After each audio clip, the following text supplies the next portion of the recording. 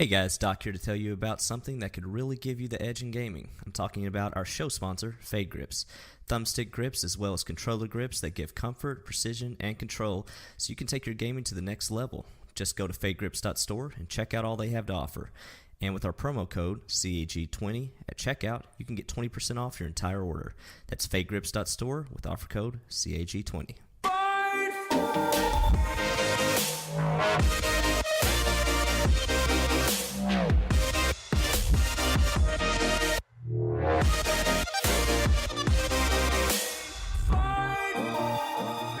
Hello everyone and welcome to episode 46 of Cross Atlantic Gaming. I'm your host Risky the Kid, and joining me this week are my co-hosts Doc H1X1. Hey, what's up? Chocolate. Hello everyone. And in our rotating fourth chair, community member 10,000 Fists. Hello. What's going on, Fists? How you been? Yeah, not too bad. Been doing all right. Good. Glad to have you on the show. You almost Thank didn't you. make it. No, almost. It was a bit of a last minute decision on whether to actually come on or not. Just not been feeling the greatest the last few days, but yeah, I'm okay enough to at least be Give here it today. a good college try. If you disappear halfway through the episode, thanks for being on. Well, somebody has to do it. That's true. So. We appreciate you. All right, first up, our next episode is our Patreon episode, so you still have a week to get in on that. If you'd like, you can head on over to patreon.com/CAG podcast if you'd like to get yourself entered for our game drawing. Like I said, that is next week. Chocolate, you want to talk about Mixer Embers? Quick. I'll go real quick. So we are in the test for Mixer and their Embers. Their Embers are like Twitch bits. So if you feel the urge to donate to us, please head over to mixer.com/crossatlanticgaming and pass us your Embers. That sounds so wrong. Pass us your Embers. Yeah. I dig it. Cool. Moving on. Swiftly. And if you're looking to spend those embers, tune in to our streams. We are on mixer.com/crossatlanticgaming. We stream every Monday and Tuesday. Stream schedule is up on Mixer. So go check that out. Anywho, another week in gaming. What have we all been playing? Before I ask you guys what you've been playing, I did just want to say that I was at PAX East this weekend. What? It was a lot of fun. I'm not going to talk too much about it because we are going to be putting out a bonus episode. I went down with Waterloo, and we're just going to do a brief little, maybe a half-hour episode, hour tops, just going over some of our favorite things we saw there and whatnot. Overall, it was a lot of fun. Again, I think this year was kind of weird because there wasn't a ton of games that I saw that really blew me away, but I think that's just kind of, I don't know, par for the course. Because I'm not going to a lot of these huge 3-hour lines to see stuff, and it didn't really seem like there was anything mind blowing that I should wait in line for. Anyways, there was a lot of smaller stuff. You weren't underwhelmed or overwhelmed. You were whelmed. I was whelmed. Yeah, I would say I was perfectly whelmed. It was a good time. You'd probably think with E3 only being 2 months away anyway, that a lot of the biggest surprises will be saved for then anyway. So you expect to hear some stuff at PAX East, but the majority you would think would be getting saved for E3 at this point. Yeah, and I think a lot of the bigger companies obviously want to do that anyways. We're going to talk about Borderlands 3 later in the show, but that was actually announced at PAX East, and I feel like that's been one of the biggest announcements they've ever had at a PAX, it seems like. Yeah, for sure. And that was on Thursday, which was the first day of the show, which is a new thing. They haven't done Thursdays always, but I've never been there on a Thursday, so that happened before I had even left Syracuse to head to Boston, so missed out on that either way. Lots of people walking around with Borderlands masks though on the show floor. Judging by the technical difficulties of that might be the last big announcement at PAX to ever happen. I heard there was magic tricks and. Oh yeah, we'll talk about that later. That was I wouldn't even mention. I was wondering if I was dreaming or actually in real life during that presentation at moments, but Yeah. So Randy Pitchford did not seem happy when they were showing the video and it wasn't in 4K and it was just looked god awful, jittery, glitchy. Ooh. Nothing like showing off a 4K video by having a 10 frames per second stuttering mess. So. Oh, yes. Yeah.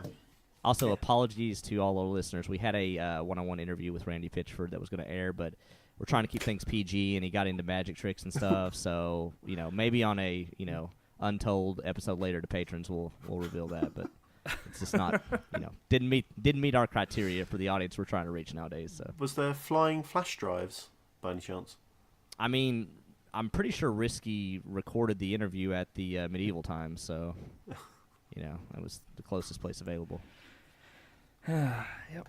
Anyways, that's as far as my bit goes. That's all I got, guys. That's good. I like it. All right, let's go with guests first. Fist, you've been playing some Plague Inc. You shared some screenshots in Discord that cracked me up.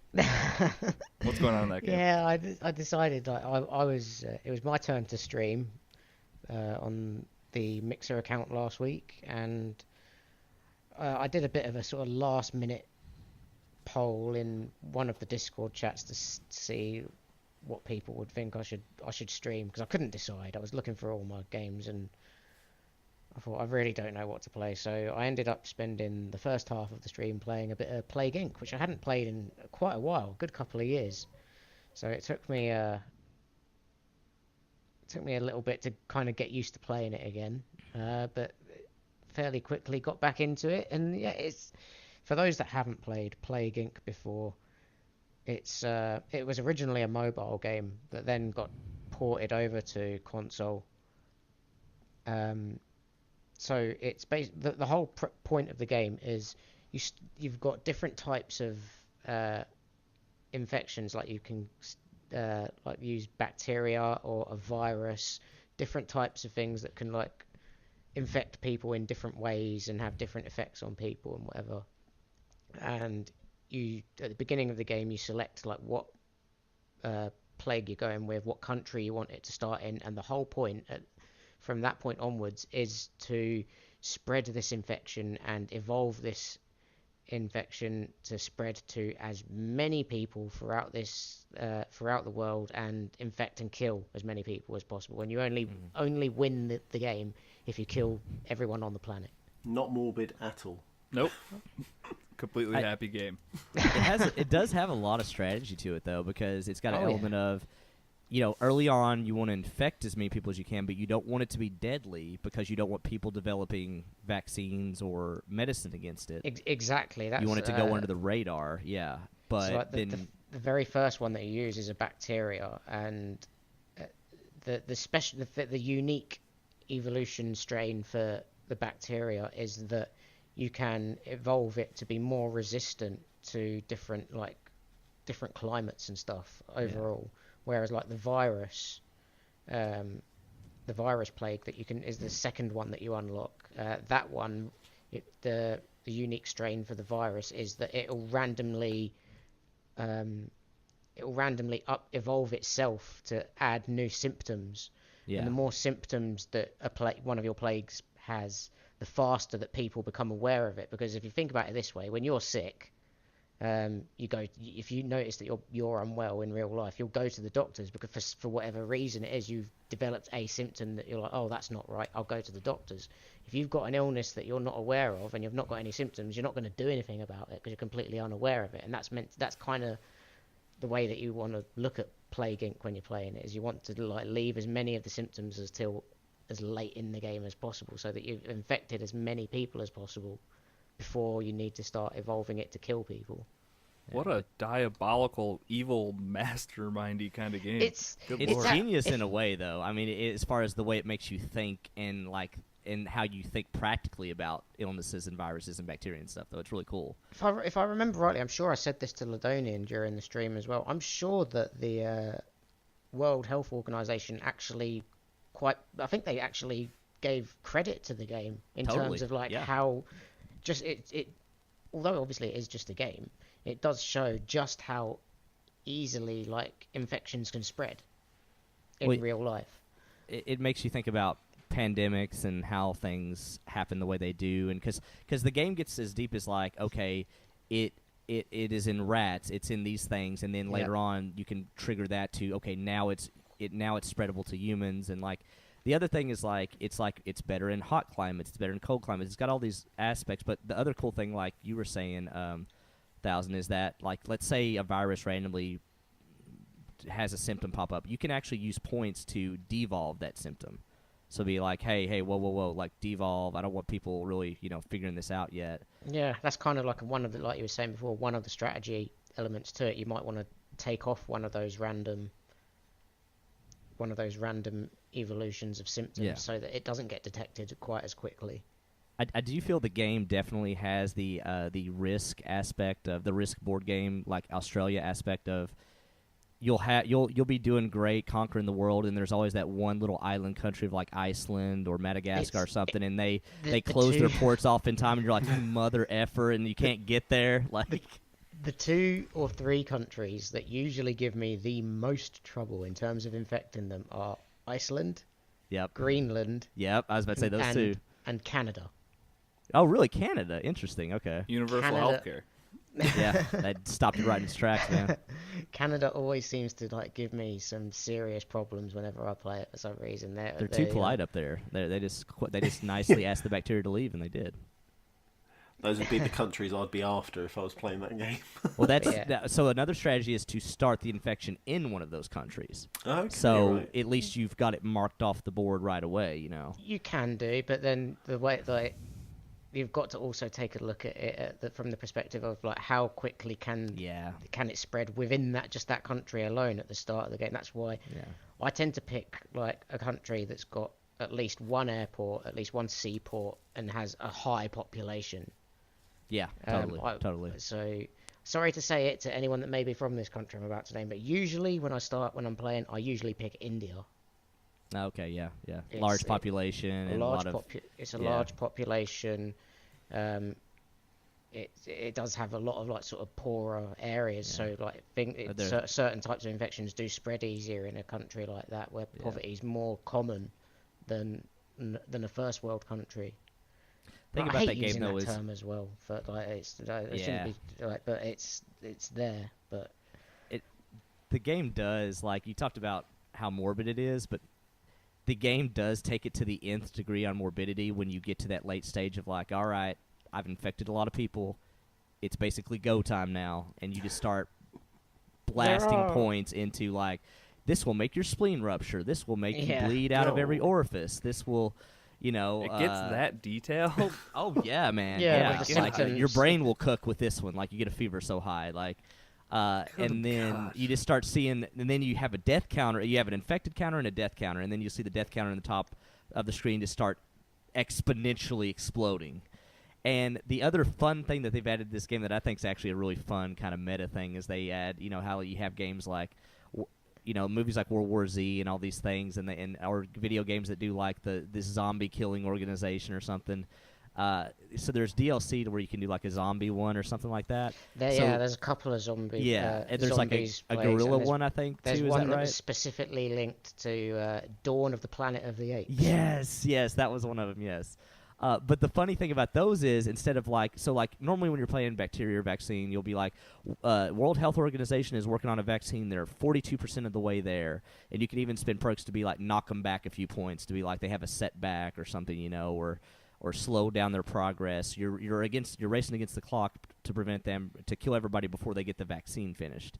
Yeah. So the cool thing about the zombie one is that you basically have this ragtag like World War Z team of zombie Zed hunters that like rise up and start blockading countries and going in countries and wiping out zombies and stuff, and they're their version of the vaccine of that game mode. So it's pretty cool. Yeah, and I think going back to like when Risky was mentioning introducing this game at the beginning here, and he said about the screenshots that I put up, that's because one of my favourite elements of the game is that no matter what virus infection you're playing as, you get to pick the name for it. So throughout the game, it tells you that the name of the virus is. For those of you that didn't watch the stream, I named my first first game, Chocolate Bear 80. Just so there was no confusion with any other chocolate bear too. Like, it's like no, so it's the one you're thinking of. it would come up with things on screen like Chocolate Bear 80 is now more infectious than HIV. Oh, the best screenshot ever. I mean, I've said that forever, but Yeah. So, what is this? 3 weeks in a row my brand has taken a massive dive? Or is this the fourth? I'm not too sure. to be fair, it's still technically, I would say, an upswing. It's definitely no longer plummeting like it was that first week. But I'd say it's a realistic improvement. oh, jeez. Hey, the only way that game mode would have been better, 1,000, is if for the little pop-ups of like how you get points and stuff for like mutation points, is if you just had a little bear with a blonde wig pop up that you had to click on. Yeah, and thank you to Risky for making that. It's my favorite emoticon that's ever existed in the world. It is wonderful. Come check it out on Discord. Yeah, So- Discord. That's where all the wonderful emoticons exist. See, I think the whole naming your plague thing does that can definitely, if you're using a bit of your imagination, like it can definitely sort of take the edge off of. Like, I know how you're saying about how morbid the game is and how realistic it can be to real life. That can take the edge off a little bit when you see those little pop-ups saying things like Batman has eradicated everyone in Spain. And you're just like, what? Batman? No. It's like classic Batman. I remember like the first streamers a lot of first, time will do like Twitch chat or Mixer chat is wiped out. You know, they'll do stuff like that too. So yeah, I remember when I first started playing the game, one of my very first infections I'd created was FIFA Rage. So it was like FIFA Rage has taken over the world. To be fair, it has killed a lot of people probably. So. Like Iraq has started a cure for FIFA Rage. It'll come up with it'll come up with stuff like that. Like different countries around the world will try and start the cure, and it will just say like in the middle of the screen, and one of those pop-ups like that. Yeah, it's like Saudi Arabia has started a cure for something or other. I was about to name another. I was about to name a different plague there, but for my better judgment, I'm not going to do that. Oh, thank God. And then you look up at Iceland, and they're just giving you the middle finger. It's like, you're not going to win the game. Game over. Yeah. All right, good deal. Doc, you were playing a Game Pass game that I actually saw at PAX, and I'm sure Waterloo will touch more on this when we have that episode. But Operencia, how's that going?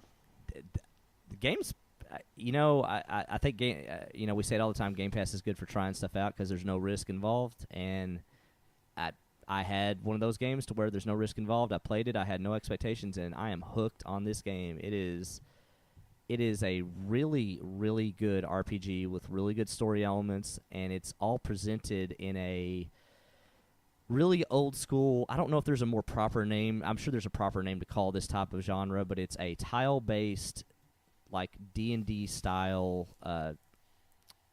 out of game combat system where you're moving around in tile-based, and then when you go into combat, it's almost like a Pokemon goes to a battle screen, or Final Fantasy VII goes to a battle screen type deal, and then it's got its own rules and conditions and how battles work and effects and stuff. But that's the premise of the game: is like you have a party of up to I think 4 people or 5 maybe total, and you're going around these dungeons, and there's puzzles, there's enemies.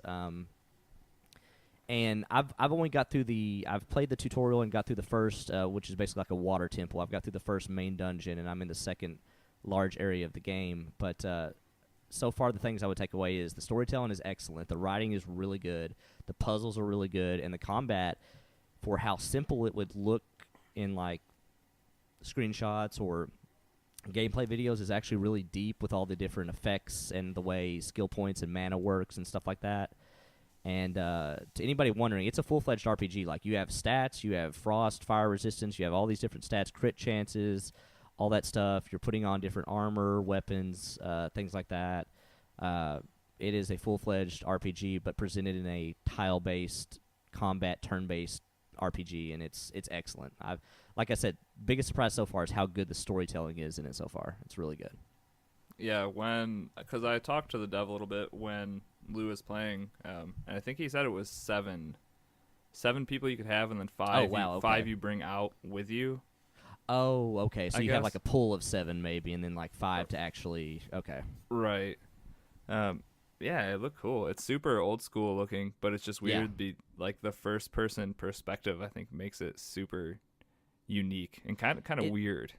Yeah, and I said it's tile based, but they almost make it fluid enough to where it looks like a free roam RPG, but it's not. Like it's definitely you have to go in an X and Y plane, but they almost make it snappy and free roaming enough to where you almost unless you were playing, you almost couldn't tell that it was that way. But the other thing I'll say about too is the voice acting in that game is one of the better ones I've played in an RPG in a long time. It has got excellent voice acting.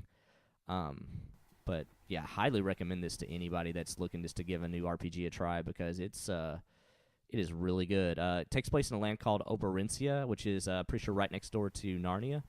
That sounds accurate. Yes. Yeah, Airbnb is super cheap there. Oddly enough, no Uber, but it's you ought to check it out though. It's pretty cool place. Last thing I'll say about it that was really weird. They set up the tutorial about they got this whole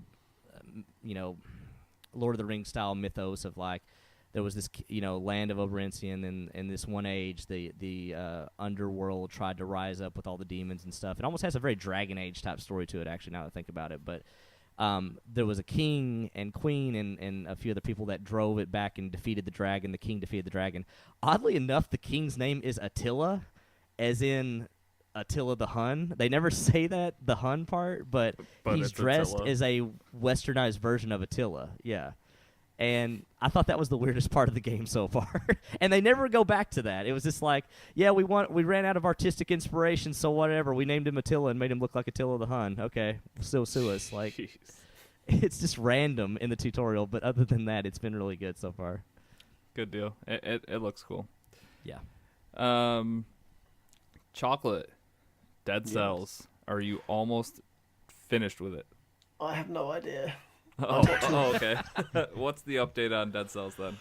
So I got into a new world, which feels like a castle, kind of like a castle level, is the only thing I can describe. It feels like you're in a castle. So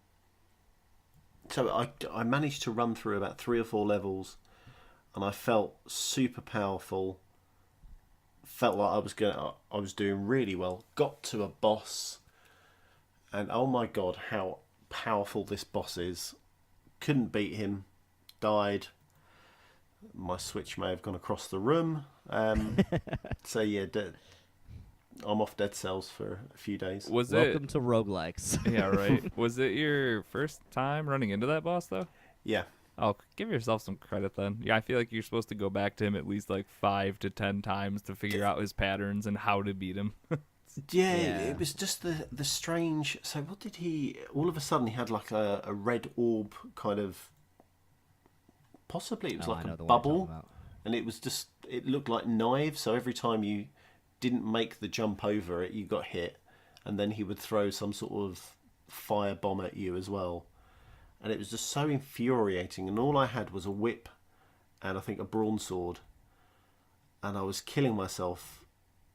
That I dropped my bow and arrow, I think, the level before. Oh. So annoyed. But, c'est la vie. That game is just so good. It is so good. I love Dead Cells. What's one of the best playing games in a long time, yeah. For sure. Definitely combat-wise. It's so fluid. Yeah, it just feels right. Absolutely right. So do you main a bow for the most part? When you have the cells to put in? Do you kind of work towards that? Yeah, I feel a bow and a sword is the combination. However, I did drop my bow for a whip, and then I mainlined a whip for a couple of levels, and that felt really good because there was a fair bit of reach on it, and the fact that you could not fly through the air, but as you jumped, you could hit the enemies below you or above you. Yeah, it felt right, and I didn't know there were bosses. My own stupidity. Chocolate's didn't know there were bosses in this game. Yeah, if I knew, I think I would have kept my bow. But yeah, just so infuriating. But wait, are you? That was the first named boss you've come up to? Yeah. Oh, I thought you were close to beating this game. No. Risky. Oh boy, what's Man, I remember his name because he is brutal. I know exactly He's who you're huge. talking about. Yeah, He's huge, and he has like a name too. The Monitor. It's definitely one of the harder. Is it the Monitor? It's the pain in my rear end. That's what it is. It's just when he brings up that bubble shield as well. You can just about make it over, and if you don't time it right, you get hit by it, and then it's all kind of hurt. The Concierge. Yes. Oh, okay. Yes. That guy. Yep. That was a hard one. Yeah. That was. Yeah. Good That luck, was a hard one. Chocolate. And Tough thing about a roguelike too is that makes bosses like that even tougher is that it's not like you have a spawn point right outside the door and you can keep going back and get all the phases down, you know.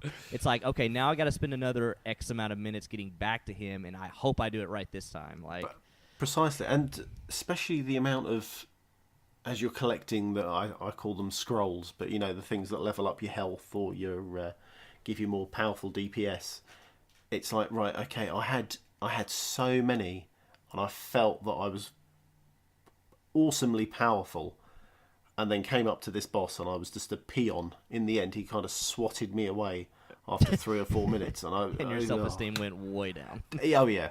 I mean, and but then that's the thing about these games, though, is like the 10th time you run into him, you're gonna feel like it was nothing. Just like the first level of that game, the first time you went through it. Probably wasn't the easiest, but now you probably get it through it in like 35 seconds. So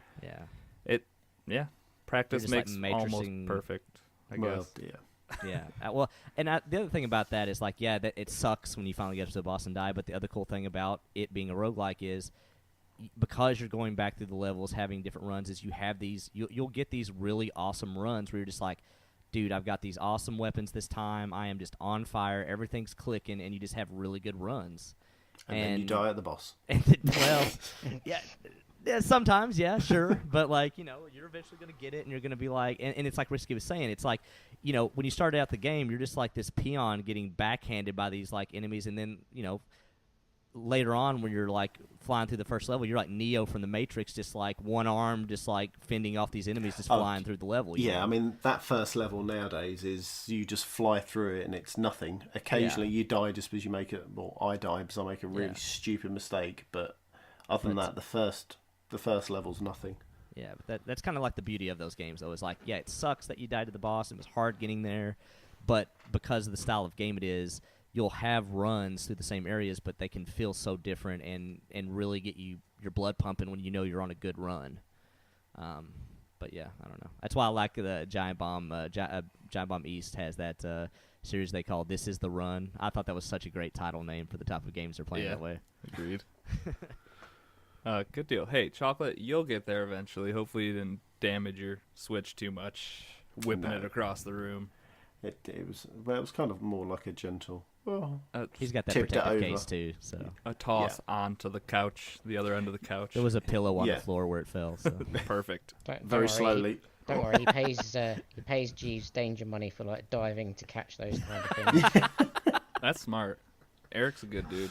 That's smart money right there. Why it's got to be. One game that I picked up this weekend, just because I was looking for something quick and easy to pick up and play. I bought Daggerhood, which just came out March 22nd, so it didn't come out that long ago. It came out on the Switch. If you've played Celeste or you know of Celeste or have seen the art style, it reminds me a lot of that. It is a 2D platformer. The hook here that's kind of different than the other ones is that you fire, I want to say a bullet, but clearly it's a dagger. But this dagger you throw, when you throw it, you'll hit X, and then if you hit X again, you teleport to wherever the dagger is. Oh, cool. So that's the main thing that's different in this game from a lot of other 2D platformers. It makes for some brutally challenging levels, but each level is super small. I would say you can run most of them within 30 seconds to a minute, maybe, is some of the longest times. And you get achievements. I don't want to call them achievements. They're things to check off, like a checklist for doing it so fast. Then they also put 5 gems in each level, and if you want to try to get those, you can.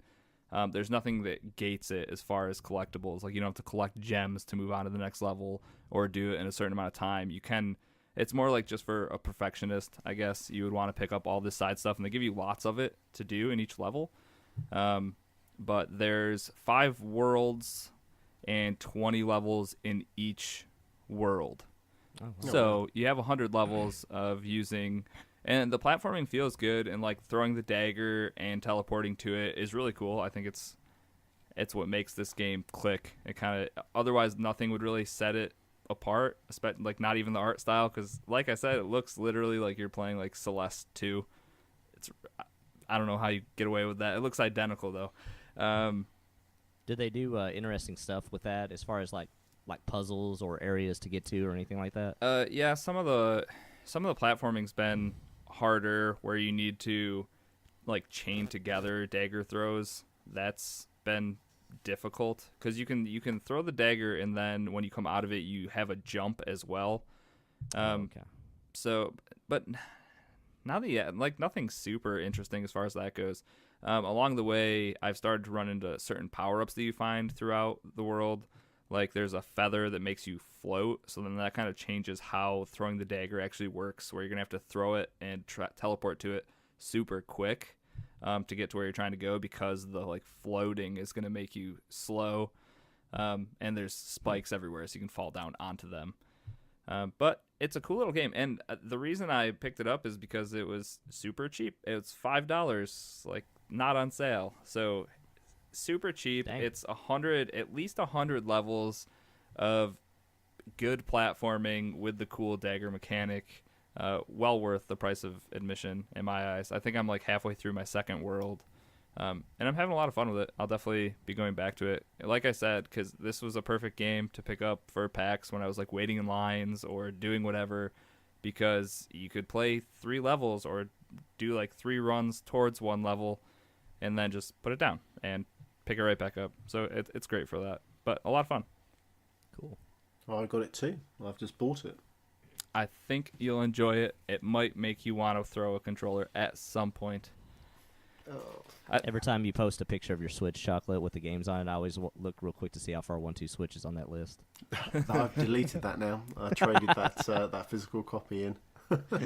Oh, speaking of trading physical copies in, Chocolate, why'd you trade in Zelda? Oh, wait, what? I didn't know this. He posted it in Discord, and I thought people were gonna yell. The hell? Like no one rioted, and it was weird. As if you don't have enough haters already. Yeah, he's really going the heel Just route. why, now. Chocolate? Why?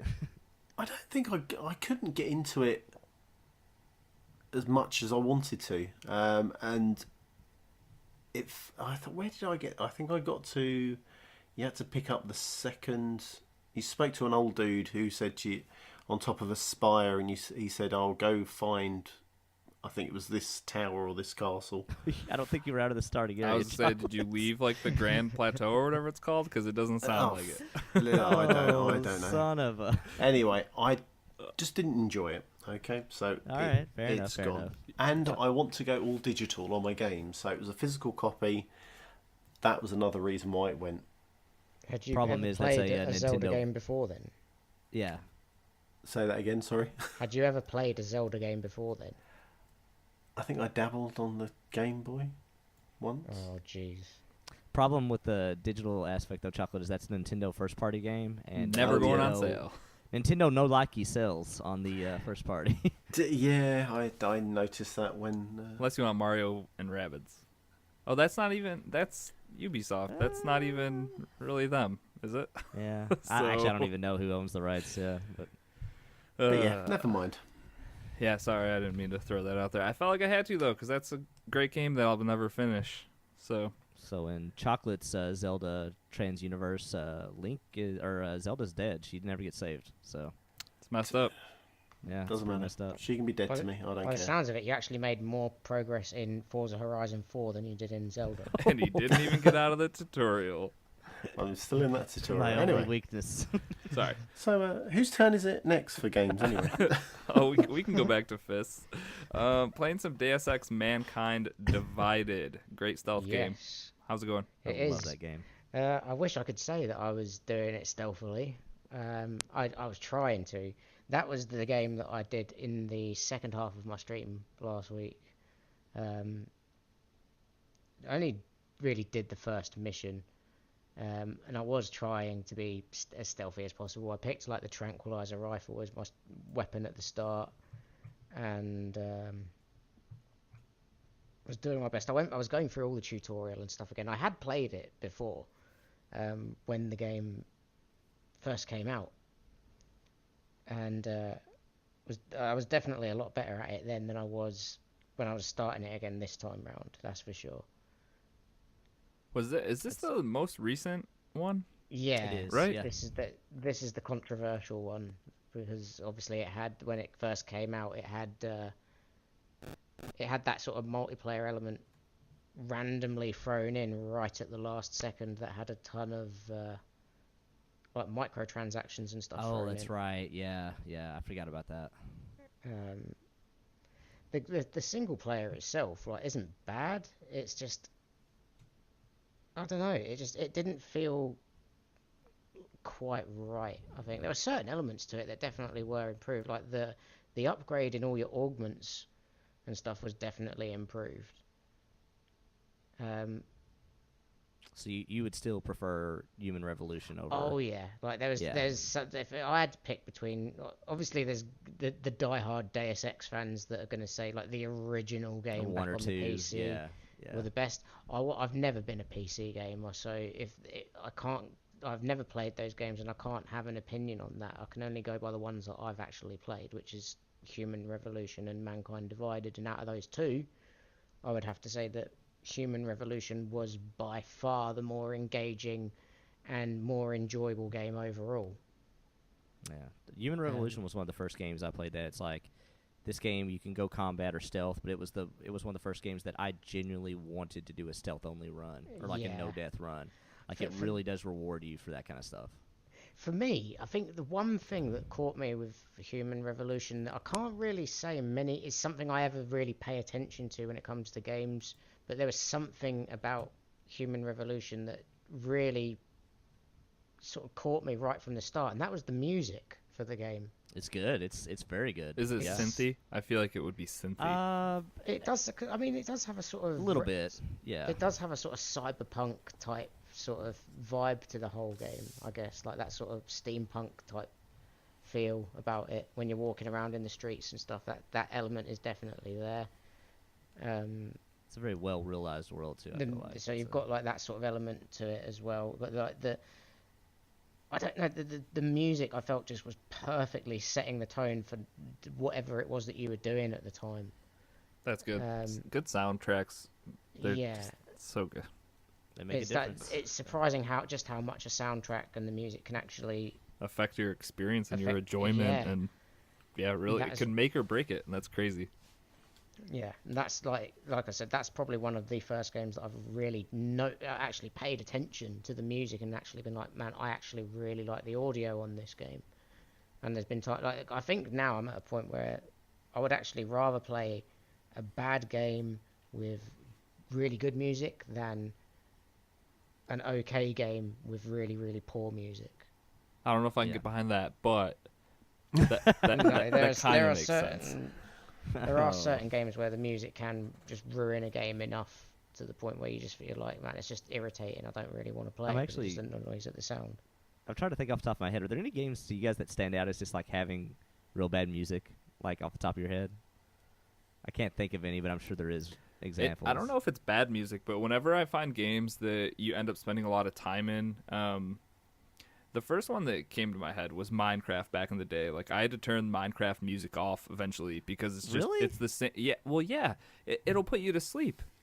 Well, see, to me, that's kind of the appeal, is that it's a very soothing, chill, relaxed, like, because to me, when I would play Minecraft is when I wanted to not stress and just like chill out and like be zen. Build some blocks here, like Lego style, like, just whatever. No, that's when you turn on your death metal and you go to work. Start banging your head against, yeah, I don't know. It was that, and like, I'm sure it's a good soundtrack, but for how long? When I'm a couple hundred hours into building stuff, I could see that, yeah, totally. And that's an easy one. Like, taking away music from games like that, I feel like isn't a big deal. Like I could put my own music on that, or like racing games or sports games, anything where the soundtrack really has nothing to do with what's going on. There, I feel like it's fine to change it or not just turn it off completely. But something like story-based games, obviously, when they're cinematic, you have to have that music because the developer put it there for a reason, and it's going to enhance your experience one way or the other. So, Hellblade. I was about to say that might be the best example of audio and music in general enhancing the game as a whole. No, that game is just superb. Yeah, it's good. I'll get to it eventually. All right. I'll talk about this one quick. I actually forgot about it. I don't know what just made me think of it. But Metro Exodus I actually played on my PC. It came free with my graphics card, I think. Something that I bought inside of the PC. It came with a free copy of Metro, and I hadn't bought it yet. So that worked out perfectly. Man, is that game good. And man, is PC gaming kind of hard. Well, here's my next question, though. What did you think of the graphics when you got that thing up and running, though, for that game? I think that game in particular, too. They're real nice. Yeah. They're real nice. That is one of the better-looking games I've seen in a long time. And it's, I don't know, with the PC having the frame rate, like, it was just the smoothest experience I could have asked for. And it was gorgeous looking. It was funny because when you had talked about Metro a few weeks ago, you had mentioned the people that worship the fish or whatever. Zarfish, yeah. The Zarfish. So I was there not too long ago, and that was some weird stuff. I got real confused at a point. These people were, they all of a sudden, they were chanting, and then they wanted to kill me. And some dudes put their hands up, and I was streaming this game, and Ladonian was in chat. He's like, they were trying to kill you. Don't let these guys live. And they're like on their knees with their hands behind their back, and I had to appease my viewership, so they didn't live. Well, Ladonian is pure renegade. We know that now. I killed 2 of them, and then I think I was like, I can't do this anymore. Games are good. Wait, and I'm the guy that was getting shamed for killing a Nazi in the old Metro Exodus game? And this is what I'm hearing now? The last time we talked about you and you keeping asthma kids out of your State of Decay game, yes. I think, you're still the worst. You know what? The ends justify the means. I am saving lives by also allowing other lives to die. But anyways, that's, Well, I needed these some guys outweighs the minus. Bullets and whatever other stuff I pulled out of there. I only played it for that stream, so it was only like 2 hours, and then I was getting ready for PAX, and I just haven't had a minute to play anything, and I'm leaving again in a few days, and it's just, I just want to play some more Metro, and I don't know when I'm going to have time again, but that game's really good. I like where the stories seems to be going. For people that have played the first 2, which I didn't, I might have played a little bit of one of them, but I know that you're completely, for the most part, stuck underground, and now you're above ground. Spoilers for outside of Moscow. Yeah. For a good chunk of that game. I mean, if you've seen trailers for it, you know about being on a train and seeing all that stuff. But it's very good. It's very good. What did you think of that voice actor at the church? Like, I wish I knew that guy's name, but man, has he got a unique voice. Yeah. Kind of like Goosebumps, I think. Kind of Goosebumps. Yeah, creep. Yeah, I think so. Yeah. But yeah, no, I would still recommend you go back to those older Metro games. They still hold up. Totally. I feel like that'd be pretty tough after this one. Maybe it wouldn't. I also have a way tougher time than I think most people do going back to old games. So yeah, they're pretty story heavy, and you got to remember they did get a remaster for Xbox One, so it's not that bad. That's true. Yeah, they look dated. Don't get me wrong, they do, but it's not that bad. From what I've seen of Metro and streams, it does really well in having a post-apocalyptic kind of outlook, however, totally. still being quite vibrant, beautiful colours. I know that doesn't sound right, that it should go together, but just the way the world looks, it looks quite nice. Yeah, kind of. When you just said all that, you made me think of Far Cry New Dawn. Oh, really? Yeah, That game, they set out to make those colors pop in that game for sure. Or like Rage 2. I'm just picturing all these pinks and purples just blinding me. Rage 2, yeah. I don't think you're wrong, though. Like, even just the sun, having the sun out illuminating things makes that game leaps and bounds brighter and more colorful than its predecessors. So, Did you get to meet Mr. Zarfish yet? He's a cool dude. I don't think so. I got attacked by a giant alligator when I was trying to leave. That guy was a jerk. Yeah. So no, I don't think so. I think I ended it pretty close after that. I got back to the train, and I think we ran into a roadblock, maybe, and I'm there. Or the roadblock happened, and then I ran into those guys. I don't know. Yeah, it's that's how you get it. Yeah, that's how you get in that area. Okay, so I haven't left that area yet, and that's where I'm at. But I will definitely continue on in this game. It's a lot of fun. All right, let's go back to Fists, playing some XCOM 2. That was a good game. I was hooked on that for weeks. Yeah. One might say one of the best games ever. Yeah, I like. This is one of those games that I picked it up. I had it pre-ordered and everything. Started playing it, and then I can't remember why, but I just stopped playing it and just never got back round to it. And I've no idea why, because Enemy Unknown was probably one of my favorite 360 games. Yeah. That and the Enemy Within DLC that came along with it as well, which is pretty much the whole game over, Just but with like stuff. extra stuff. Yeah. Like it was like Enemy Unknown and Enemy Within were brilliant, and I just thought to myself, man, I really want to get back into XCOM, so I booted it up, and I quite quickly remembered why I may have put it down, because how hard it is. It is a lot, even on normal difficulty, it is a lot tougher than I remember the Enemy Unknown being. Well, see, the devs famously always said that easy mode in that game was normal, and everything above that was harder above. Yeah, I quickly And- learned to put that game down to easy. Yeah. I would have ripped my hair out or thrown something. No. So here's my second question to you, Fizz. Did you install the Alien Hunter DLC for your XCOM 2 playthrough? I have installed it. I've no idea. You might want to uninstall it, because that takes a hard game up to the 10th degree on F you, I'm throwing my controller across the room. That was BS. I hate this game mode. Like that.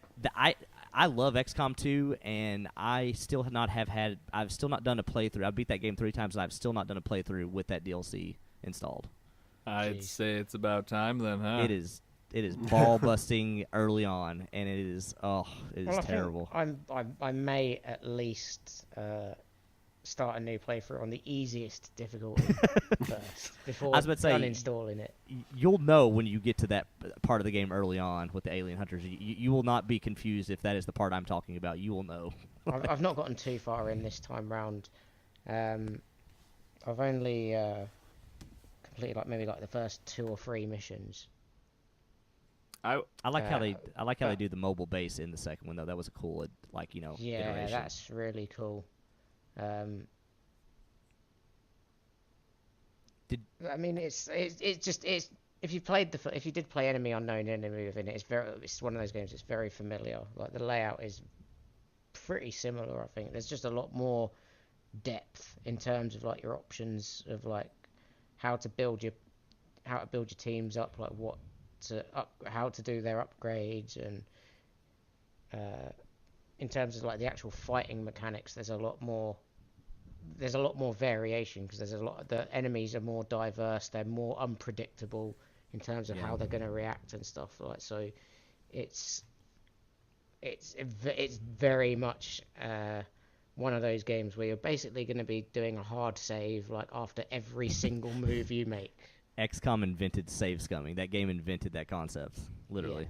Does XCOM have the thing? The thing I liked about Biomutant a lot was that it had a slider, so you could be playing on easy, so skill-wise you could be less than average and still get through the game, but it would have things like permadeath that you could still enable even on easier playthroughs, if that makes sense. Is that something you can do in XCOM 2? I don't remember. XCOM, I think is Iron Man purely a mode you select, or is that something you can add on to? You have to select that. Okay. You have to select to have the Iron Man mode on at the start. Okay, before you start a that campaign. Is a all or nothing. Yeah. But saying that, like if one of your squad members does die during a mission and you decide not to reload your game, then when you finish that mission, that particular squad member is permanently dead. Right. That's the amount of times I reloaded missions before I switched it over to easy, like, ugh.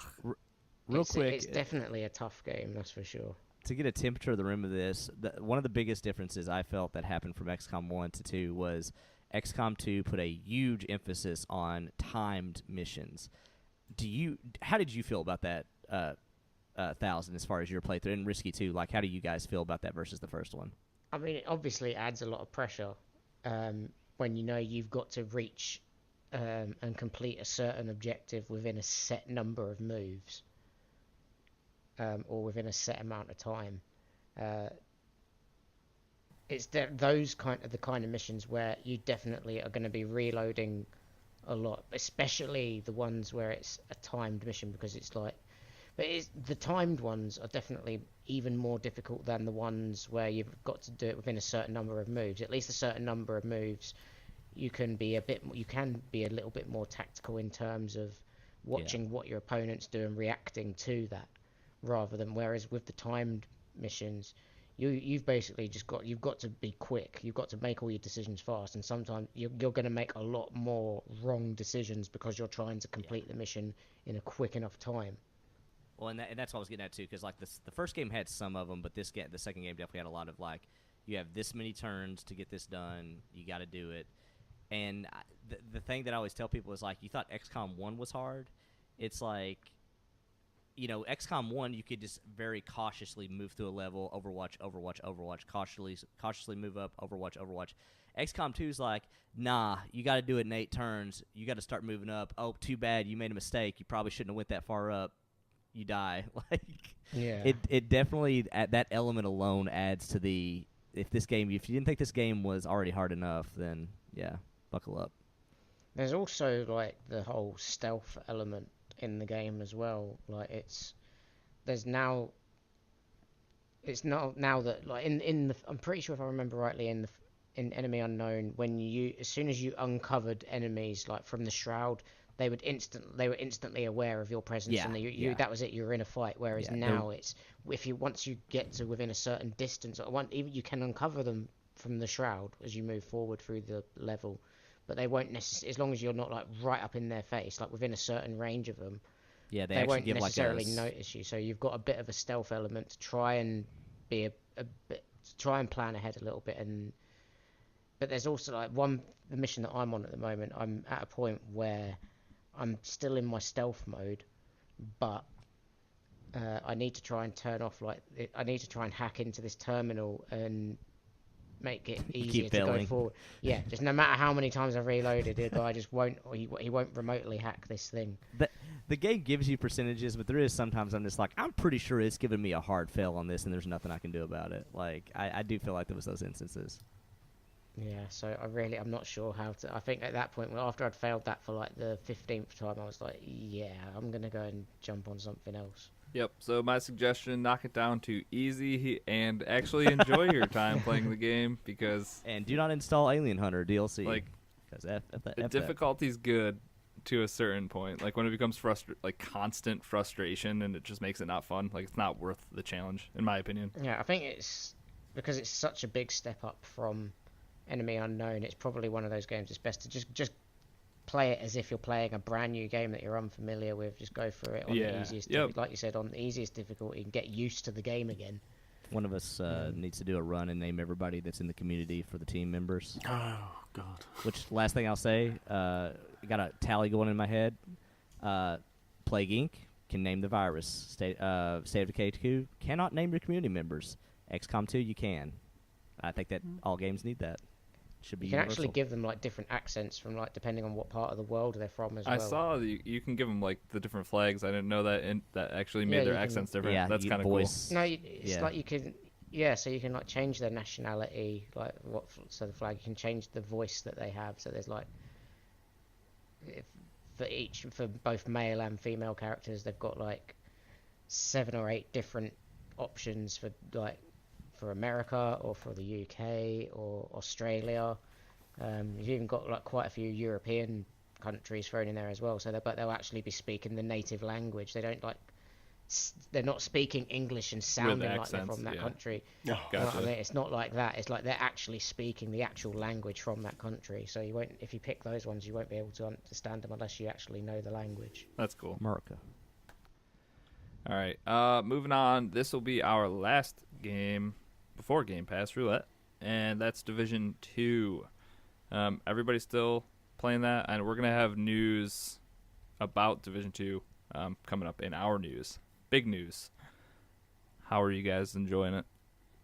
What's new? What world tier are we at? What level are we at? What's going on? Finally made level 10. Still in the tutorial section, eh, Chocolate? Yeah, well, I don't know getting past that tutorial. That's the trouble.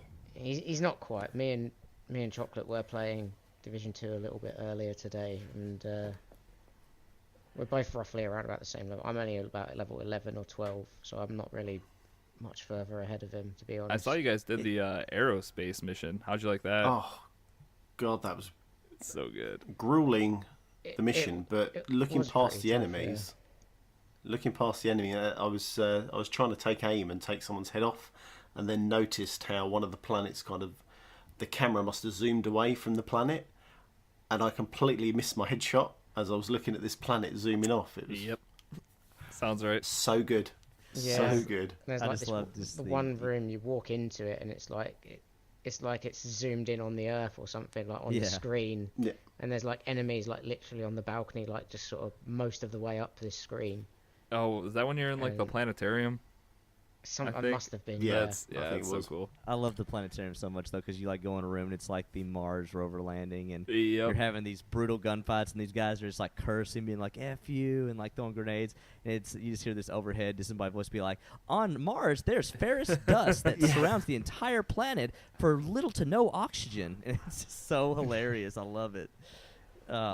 They did so well with that setting. They knew what they were doing when they picked DC. Visuals were unreal for that mission. So many and museums.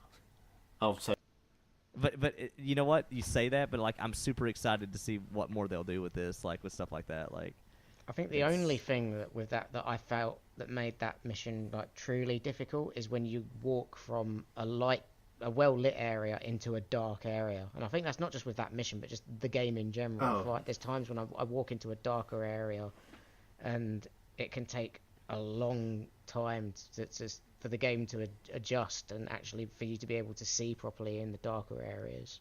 yeah, it's a game where HDR really stands out. I will say that for sure.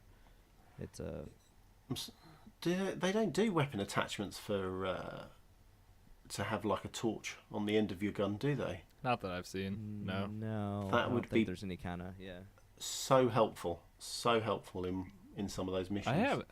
I guess I didn't notice it. I wonder if you guys need to up your brightness a little bit. I don't remember ever having issues. I mean, I'm playing on my X on my 4K with HDR, and I don't know if that's making like. Aren't you playing on an X, Chocolate?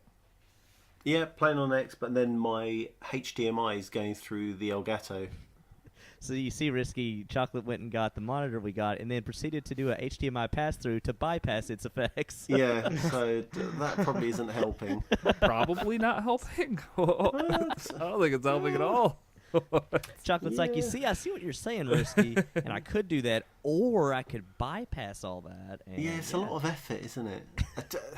The trouble is, I tidied up my desk today, so I took all the wires out, cleaned them, and yeah. Anyway, let's just move on. There's a picture of it on Instagram. Go check it out. There is. I thought it looked quite nice. And smash that like button. smash that one. Hit that subscribe. This is who we've become. Smash the hell out of that button. All right. Oh. That's those games. With that, though, we can get into some Gamepass Roulette.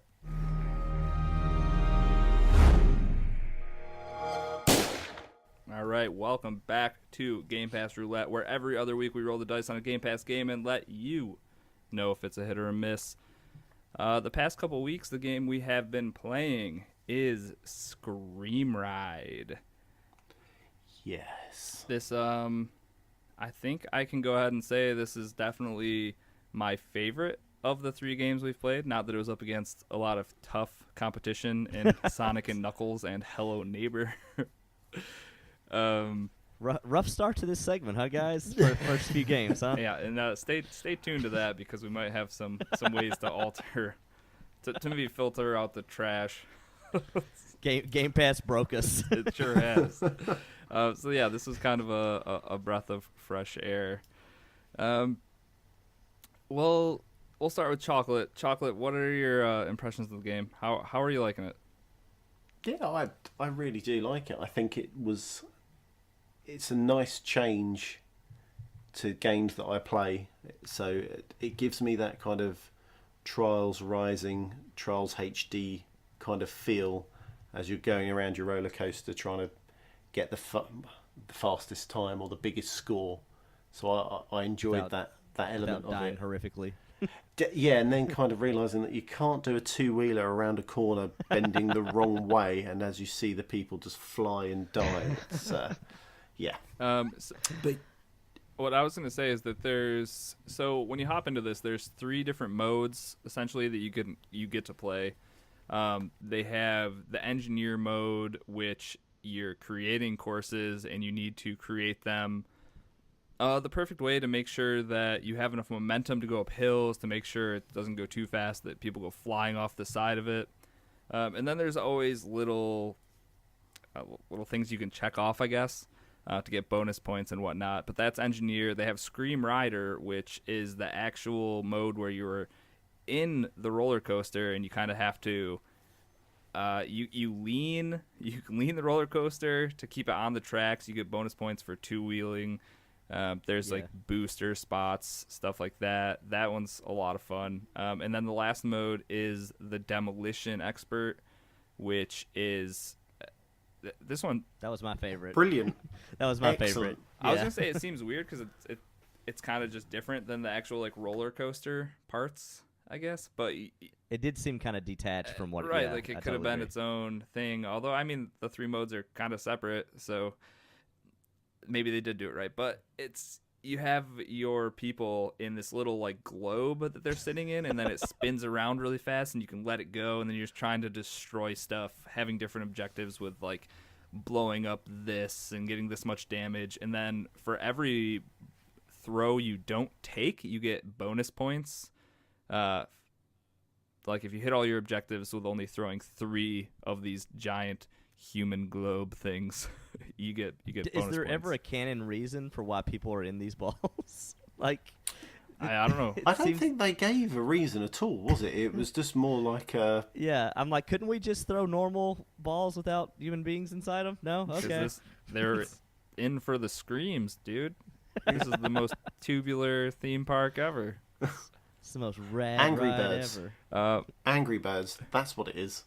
Yeah, kind of actually. It is totally yep, that. Yeah. essentially. All right, so your guys' favorite modes was the Demolition Expert, where you're throwing the ball then? Yeah.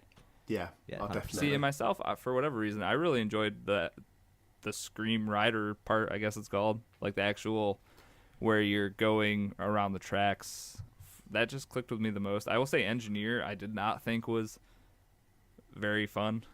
I'm also not really into like Roller Coaster Tycoon or that type of thing, like having to build tracks. Although they do make the actual building part super easy. You just kind of like point where you want to go, and it just melds the tracks to what you're doing with your cursor, which is nice. But I will say the thing about that, though, that maybe the reason I liked it the least is because I played games like Roller Coaster Tycoon and stuff like that, to where they're much more fleshed out. And yeah, so I was really playing baby coaster tycoon. Yeah, like it's competent enough, but it doesn't give you the fleshed out options you would really want if you're really gonna dive deep in that kind of thing. Like, I did like this is kind of like I was talking with Daggerhood earlier. You have like the 6 main like islands or like worlds that you're playing on, or maybe it's 5, I don't remember.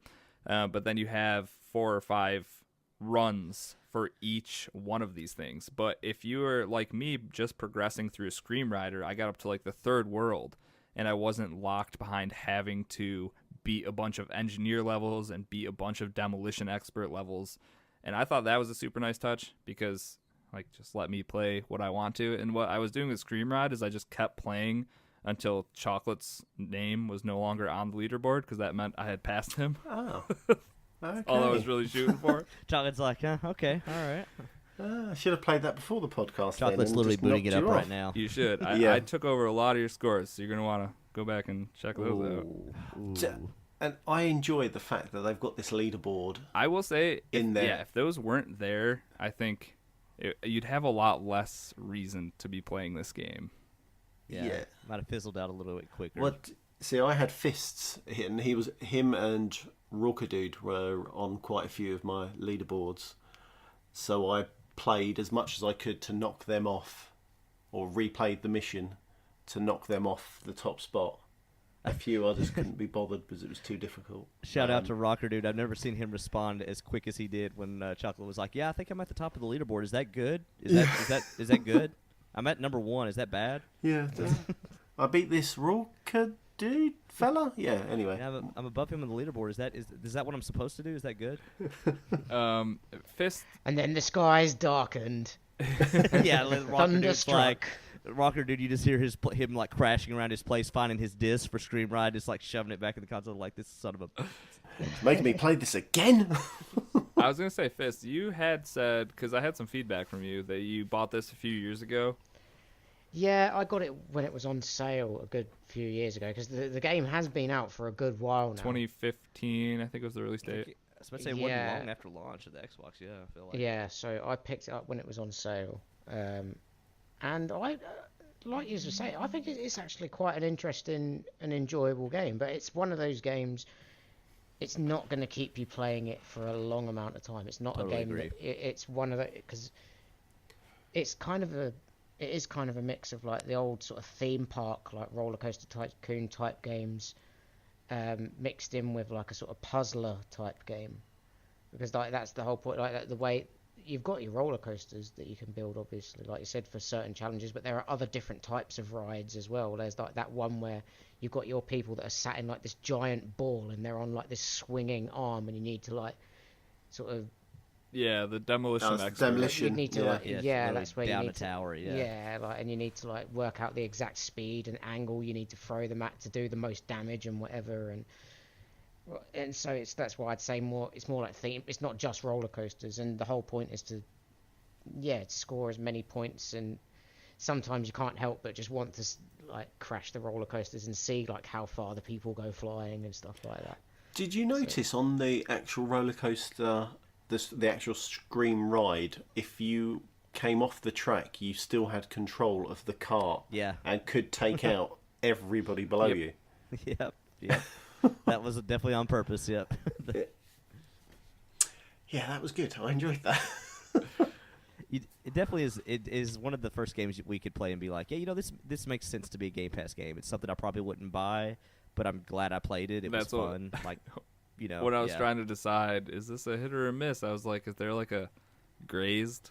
Like I got grazed. It's not a hit or a miss. Just like wounded. It's like it's not a game I'm ever gonna go back to, but I'm glad I tried it out. Kind Right. of thing. Glancing hit. Yeah, exactly. Grazing it. We did get a little bit of feedback. Rocker Dude wrote in and he said, "What would you have done to make the game better, or what would you have done to make you want to play the game a little bit more?" And I think Doc, you had a good point in saying that the actual engineer mode seems like it could be a little more Little fleshed light. out. Yeah, totally, 100%. Yeah. That's a good point. Yeah. Chocolate, do you have anything that stood out? I would have liked to have seen. I like the fact that you could jump in between. So if you got bored of Scream Ride, you could then jump into the kind of demolition expert, and back and forth between the 2 or 3. Yeah. But then also, it's going to sound silly. Some sort of like story element, or like a map. It just, yes, great. You can air quotes free roam across the playlist, but You don't feel like you have a reason to be progressing. I yeah, guess. I think I think that's probably the best way of doing it. It's a better reason to progress. Even if it apart from getting that score and then moving on to the next mission. I was gonna say, if it wasn't a story, maybe something like power-ups or just something. Yeah. Yeah, I mean the leaderboards give you a hook, and that gives you that kind of that drug of, oh right, I need to take first, or I've got to knock my friend off that leaderboard. But then after that, where's the longevity? All right, I'm actually going to go back to it and make sure I take Risky's times off my leaderboard. Right. But other than that... So, I mean, one thing that... so there's kind of a fourth mode, and that's just sandbox mode. Like, that's going to be something that you click in separately. And one thing that you're doing while you're going through the 3 other modes is that you're earning different pieces that you can use in sandbox mode. So that's something. But if you're a player like me and you're not really interested in the engineer mode, which means I definitely wouldn't really be interested in sandbox mode, if that's what I'm working towards, I don't know. I just need a better carrot at the end of the stick. And I guess that was the question. What would I put at the end of the stick? I don't know. I think it's that story. That you need some sort of story or a reason to keep going that's not... If you're not, as you say, an engineer, or you're not interested in that hook, it's not there. Yeah, because then you're just getting 2/3 of a game. Yeah, I mean, let's be fair. It was free. Yeah, that's true. Yeah, and if it wasn't in Game Pass, I would say this is a classic, like, $20 digital-only game. Like, you wouldn't probably... to where you would kind of know what to expect going in as far as, like, depth and, like, stuff. And I would say, though, that the whole point of this segment is... Like, these games are in Game Pass, and that's how we should look at them. It's a free game. Is it worth booting up on your Xbox? You're not paying for it. So, Doc, for you, if you're looking at it that way, is it a hit or a miss? I say a soft hit. Yeah. Soft hit. I like it. Chocolate, how about you? A hit for me. Had fun with it. And I wish I could say soft hit, too. Gentle tap. I think there's better things on Game Pass that you can spend your time with. I'm gonna give it a miss, but there's some fun stuff there. I know that after this podcast, the chances of me going back into that game are none. I was gonna say slim to none. I'll rule out the slim part. I don't think I'll go back. I'm not going back to it. Yeah. So even if I overtake your time and call you out. I mean, if you do that, I'll have to. So yeah, that's one way to get me back in there. Be compelled to, yeah. I was talking about last week, we were talking about how many games were in Game Pass. I got a hard number now. It turns out there's 208 games in Game Pass. I was wrong. I lowballed it. Oh, boy. I hope I have an updated list. Well, we pick next week's then. Speaking of that, let's click this little RNG button and hope we don't get disappointed this week. All right. Here we go. Be good, be good, be good.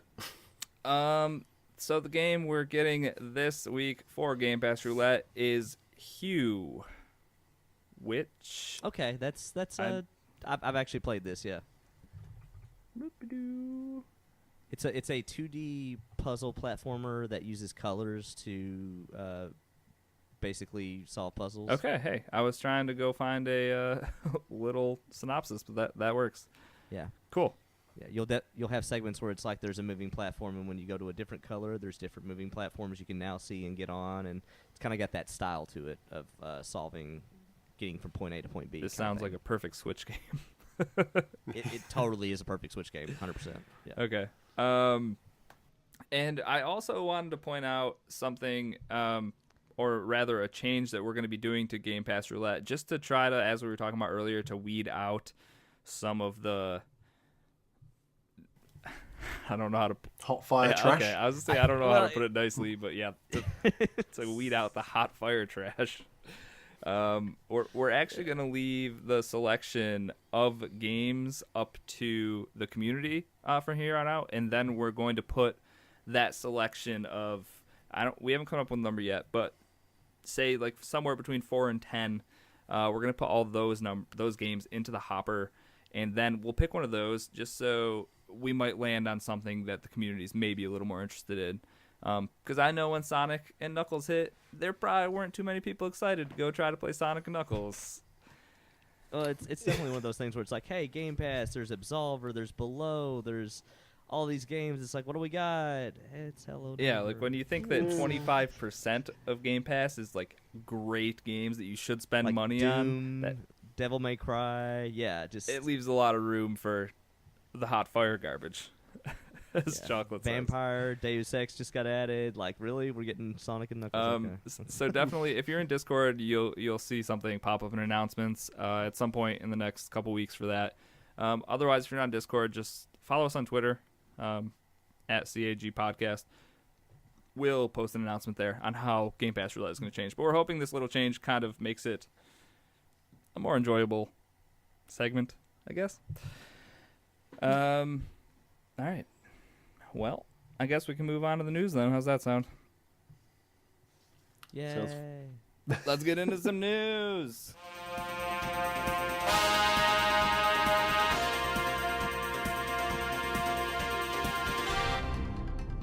All right, Doc, what is in the news this week? Quick hits. Okay, so quick hits. We got some follow-ups to. I feel like the way the news is progressing nowadays is that you get a tidbit, you get more information, and then you get all the information. So this is the medium of the. This is the middle of the information sandwich here for Apple. Their Apple Arcade is what they're calling it. So last week we talked about how Apple's going to offer a subscription-based gaming service on their App Store.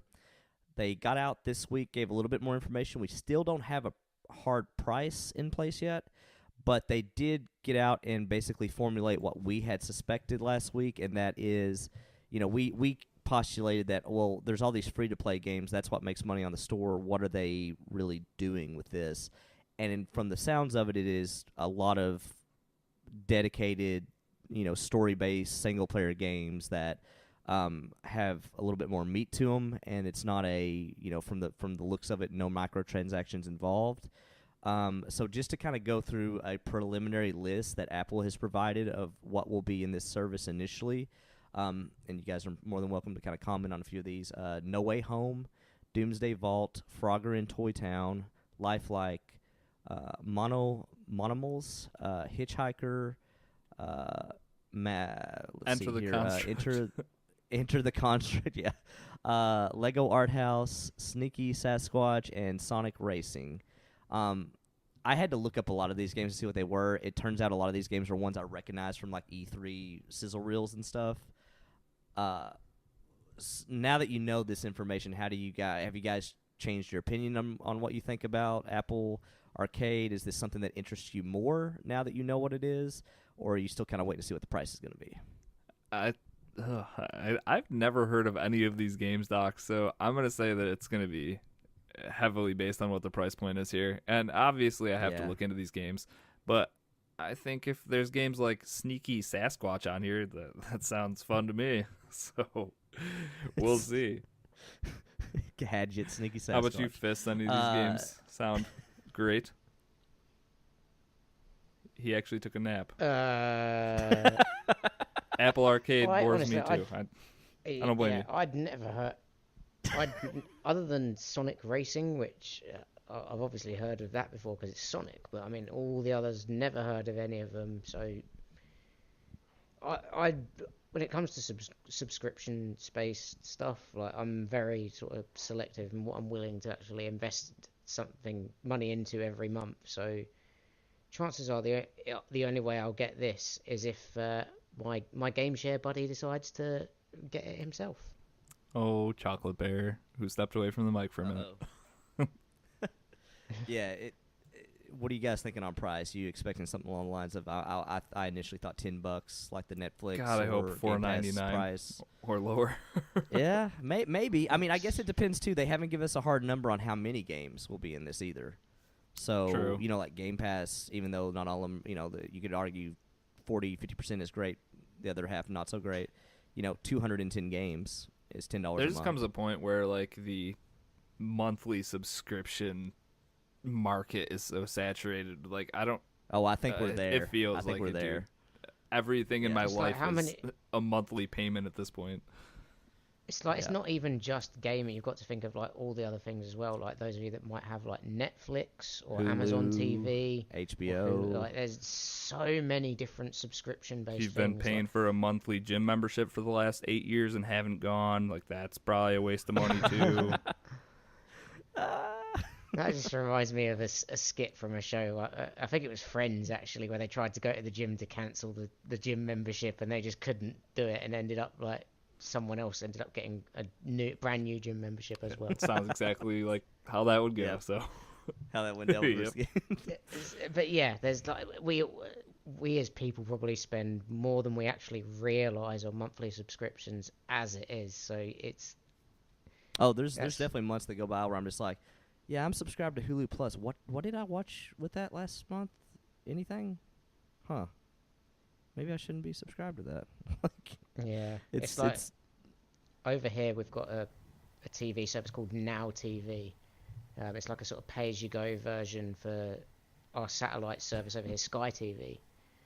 And I used to have like the monthly subscription for the sports package, but it got to a point where like I just couldn't afford it anymore.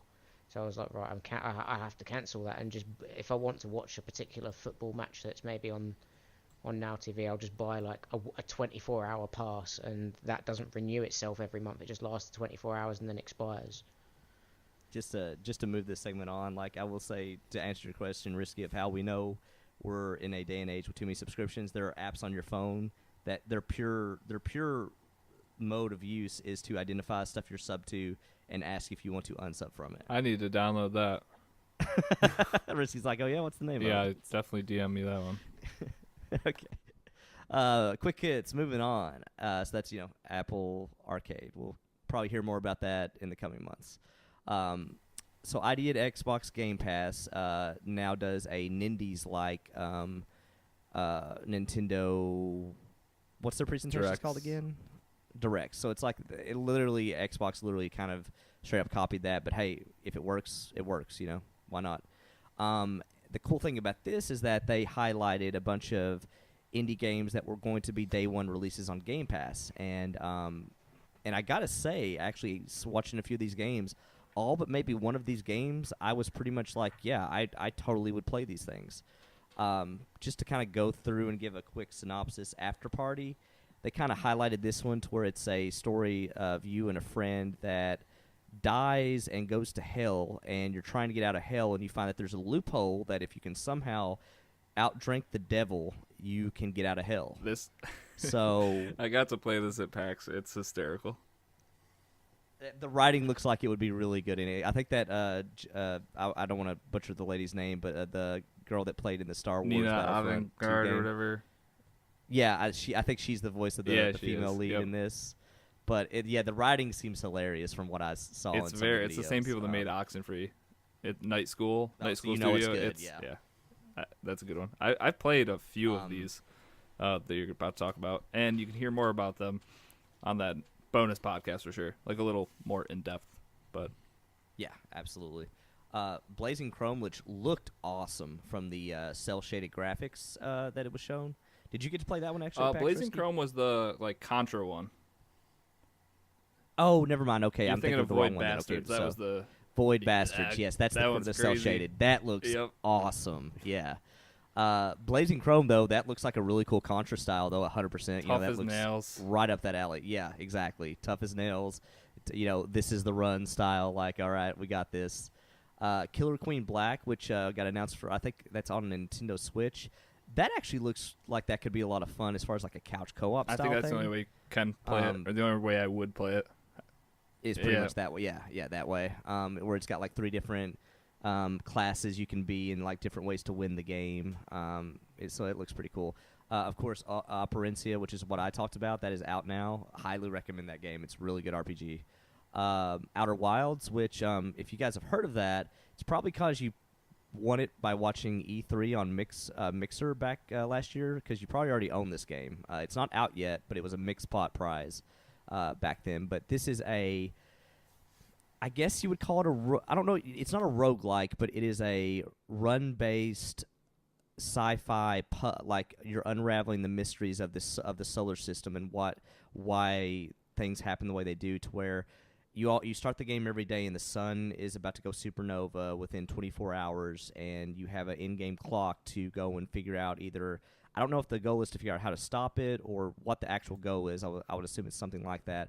But when the sun goes supernova, you restart the game back where you started in your ship taking off on the planet. So it's got a cool premise to it, and it looks really neat, the art style. Yeah, when they were demoing that one to me, you can either go straight to the spaceship and they just give you the launch codes, or you can go through like the tutorial. And I went through all the tutorial stuff, got to the spaceship, and I was literally launching.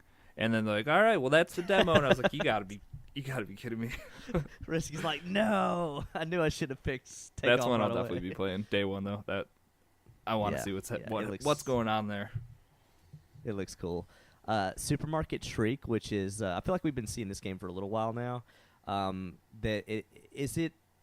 Correct me if I'm wrong, Risky. This is a overhead racing game, right? That is one I don't know much about. Besides, it was supposed to come out in March and it didn't. So, yeah, to where it's got like a goofy style of like you're in shopping carts with like weird characters racing around different tracks within supermarkets and stuff. I don't know. This is probably the one I know the least about. I've only watched it in a few segments, but looks like it could be fun. Probably another good couch co-op style game. Now, this next one, The Good Life. This is the only one that didn't strike me as something that I would necessarily play. I actually know nothing about this. It is literally, it looked like a photography game with cats and dogs. Did you see this one at all, Risky? I got a pin for it, and I saw some people playing it next to me. That's about it. Great. I got swag for it, and that's it's a game. All right. I don't know much about this one either. Yeah, this one I couldn't find much information on, so I don't really feel like I know much to say about it. And then Void Bastards, which we were talking about, the art style looks phenomenal in that. That is day one play for me. First off, did you guys watch this, and what stood out the most to you guys from this? I feel this has been going on for quite a while, Void Bastards. I'm sure we've heard it before. I can't think why. Is this the one that got roguelike elements to it? I can't think. This is my fault too, because I put this in the segment and I didn't. I kind of rewatched the direct, but I didn't actually further research the actual game. So I don't think that was a roguelike. Okay. I think I'm thinking of another game that came out that might have been a VR type thing of that style that was a roguelike. But yeah, either way, the cell shaded graphics. Which every time I see a game like this, I'm like, why do they not make more cell shaded games? Because I feel like they hold up longer, too, artistically. Yeah, it works really well in this game. The whole space setting, it works with, like, the lasers and stuff like that. Yeah, totally. So we don't have a lot of hard dates for these. Obviously, like, Operencia is already out, but they didn't have a lot of hard dates. But these all are day one Game Pass when they hit Xbox. So, available to play immediately when they hit that service.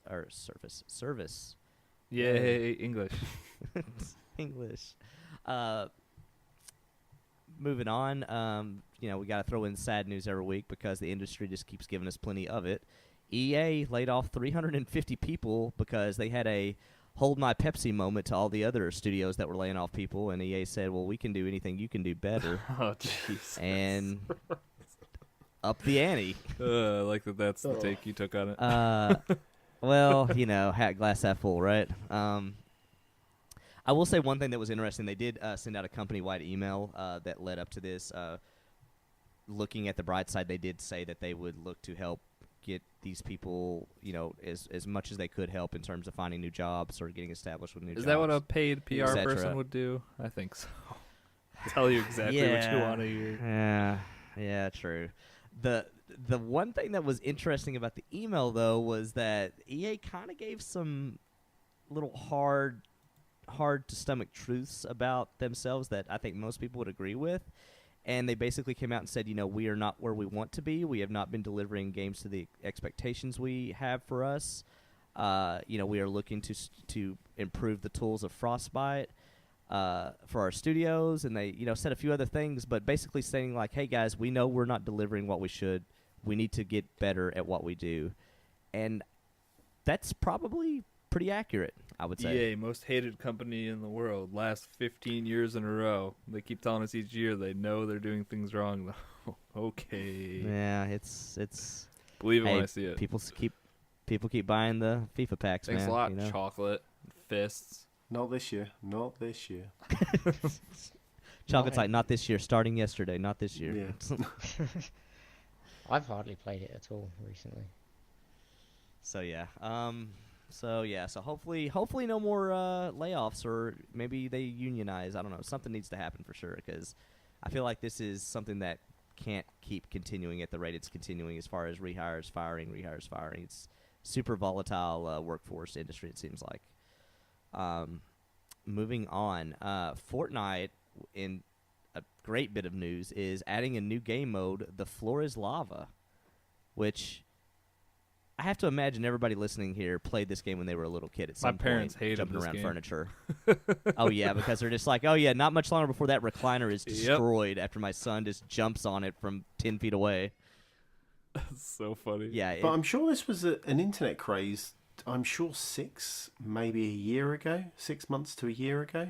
not fair. And Fortnite have only just grabbed it now. Well, they just got out of court battles from the dances, so, they got You can't Well, steal yeah. childhood There's probably games a- without asking somebody first.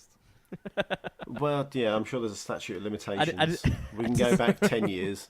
After that, we can do what we like. I just imagine there's some guy at Epic Games being like, all right, idea room, let's go, guys, ideas. And there's somebody in the room being like, yeah, let's add a mode called Coffee Rush where you have to go get, you go to the coffee shop. Wait, can we do that? Would Starbucks sue us? Like, can we do that? Like, they just, No. constantly have lawyers around them now, just like, is this okay? Like, They send the notes up to the lawyers, and then next week they get like- what they're allowed to do. is there any chance somebody will sue us on this? And by any chance, we mean, is there any chance somebody could sue us for this? Yeah, I don't know. It does seem like there's a different court case going against Epic every other week now. But yeah, I don't know. This mode sounds like it could be pretty fun. I feel like Fortnite continues to roll out game mode after game mode, or skins, themes, in a really quick succession, and keeps the game really fresh. I feel like we say that every week, but it's true. It's pretty cool. Like, if you weren't good at building before, don't play this game mode, because I feel like every battle I've seen end has just been people building above the lava, and if you can't build, you're done. Or if you it's Yeah, cool if you I knock out floors now, you're knocking people down into lava. That's pretty sweet. The first thing I did think about when this mode got announced was like, man, this is not for me. No, not at all. I would not be able to hang. Yeah. All right. Quick hits. Moving on. So we did our best to try to get 10,000 Fist really down on the whole Borderlands 3 is not Chaotic getting is what you're announced thinking because the chaotic. Sorry. Yeah. Sorry. We tried to get him down as much as we could about the whole we thought Borderlands 3 was getting announced, and they leaked that there was a Borderlands 1 remaster. Was that the entire announcement? We don't know. But then we got to PAX, and after a very long build-up to a magic trick punchline, because you got to build up the trick, as Randy Pitchford once told me, we got Borderlands 3. Streaming at 10 frames per second on the big screen, rebuffering. So Poor yeah. guy. Man, somebody got fired out of rage. Let's just say it, guys. His comment of, "Oh, this is why we should have brought our own equipment," was just the pinnacle. That's when I tuned in just at that point, and then the crowd went, and he turned around and went, "Hey, it's 4K. It's meant to be 4K. It's not working." So there's a lot of we're going to move along as quickly as we can, but there is some stuff I want to pick apart from this conference, because I took notes on this conference, and I've got the notes right here in front of me. They're not long. This is how the notes are going to go for you as far as my thought process of moving through this conference. One, I put, okay, it looks like Borderlands 3 is the thing.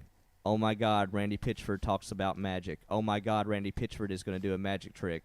Oh my God, Randy Pitchford has said you have to build up the trick. Oh my God, is this real life? That all happened, and there's something to be said about owning a situation or a news cycle or whatever you want to call it, and then there's just what's going on right now? What did you guys think about that as far as the whole I guess Randy Pitchford just really likes Magic, and maybe it was unrelated, but man, it sure seemed like it was right on the nose. I think he was putting his hands up to the slight mistake he made 6-ish months. Well, not even 6 months ago. I mean, the only thing we were missing was a bit about a thumb drive in medieval times, and it would have been complete. So I mean, to be fair, it was in. That would have been something that Borderlands would have done a joke on in game of something else. So it was perfect to do. Yeah. But yeah. Yeah, so basically they got out, touted this new card board game they've got, and that was revolved around the magic trick. Although the magic trick did get busted on stage because the camera got a little too close to the deck. That was the magic trick reveal, because the whole trick was you had a guy over here that was going to pick a number or write a mark down, and then the girl had an unopened package of cards. She would flip to an exact numbered card, and that symbol would be on it. The camera got a little too close, and you saw that every card had that symbol on it that they were going through the deck. Solid trick. Yeah, that was a little bit like, oh, I hate to see it. But anyway, so moving on. So that got announced. It was a board game. Obviously everybody was like, okay, that's not why we're here. Come on, let's get this moving. They did have some other cool announcements. Borderlands Handsome Jack Collection, which has 2 and the pre-sequel, is getting 4K for the Xbox One X and PS4 Pro. They also announced the Borderlands 1 is getting a remastered Game of the Year edition for the current gen consoles. All that looked really cool. I think they're actually even adding some new guns and stuff to that first game, so that's pretty cool. But then we got to the coup d'etat, the penultimate part of the show. You get out there, you get the girl who did the whole like, hey, dude, I'm your guiding whatever person. Follow me, or here's starting your journey. And she gets out there, does her bit, and they pull up the trailer, and boy, did it all fall apart after that. The funny thing is while they were trying to put together the trailer for Borderlands 3 and get it going live at PAX, GameSpot and other websites actually had the trailer up before they ever got through half of it on stage at PAX. Nailed it. So everybody was, everybody was just like, I was watching Twitch chat and they're like, guys, it's up on GameSpot. Just go there. Here's the link. And everybody was just leaving to go watch it. That's horrible. I can't imagine. It feels bad because think about it. You've been working on this game for so long, and you get to the reveal, and this shenanigans happens. Like, man. To be fair, it wouldn't be a Borderlands game if they weren't trolling you at some point along the way. Right. Yeah, there's something to be said about that. As far as the trailer for Borderlands 3 goes, what did you guys all think about? What about you, Fist? What did you think of the trailer? I thought it was brilliant. I agree. It was. When it comes to Borderlands in general, there's very, very little that I think they usually do wrong, if anything at all. They like the marketing for previous games was always really, really good. The scripting, just everything. Like everything was always really good, and I think the one thing that they've really, really improved on, from what I can gather from the trailer, is the fact that it looks like you're going to get to go to a variety of different areas that all look really different. Like you go up to like a well-lit city, or the city really threw me off too when I saw that. I was like, oh wow, they're really going places. It looks like cyberpunky is the city, in my opinion. When they went over it, that could be cool. And like the swamp areas and stuff. Yeah, like lush jungle swamp. Yeah, and there's going to be like returning characters from all of the previous Borderlands games, including the Telltale's Tales from the Borderlands games. Some of the characters from that are going to be thrown in, so that just shows that all of the stuff from, even though it's made from a different company, that's now going to be official canon. Oh, it's so good. I really appreciate that attention to lore and canon and stuff like that. It's like, we realized we had a good game in this Telltale.